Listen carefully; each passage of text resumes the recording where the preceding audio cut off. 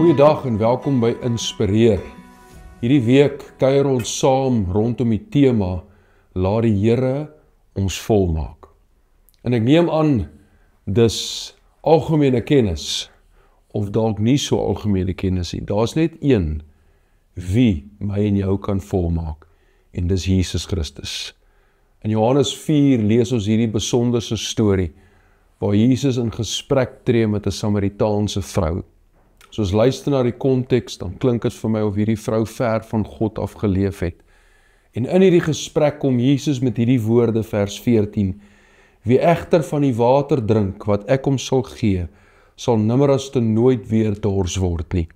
Die water wat ek vir hom sal gee, sal 'n fontein in hom word, waarvan die water vir altyd sal bly opborrel.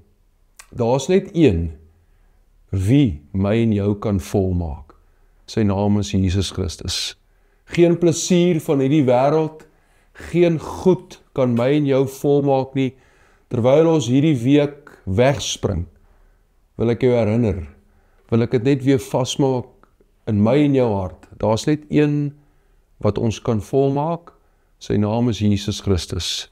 'n liefdevolle God met arms oop, wat my en jou uitnooi, kom na my toe. Daar's net ware vervulling, daar's net ware volmaak in hom. Kom ons bid saam.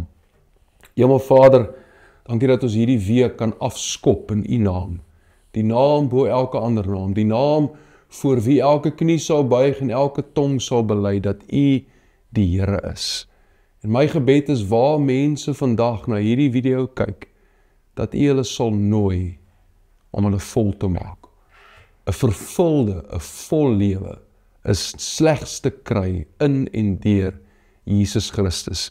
En dat elkeen wat na hierdie video sal kyk, se deel sal wees. Dankie vir U groot liefde, wat U kom uitstort, het kom bewys het, deur die seun te gee, om 'n gruisame dood te kom sterf, omdat U elkeen van ons lief het. In Jesus se mooi naam. Amen.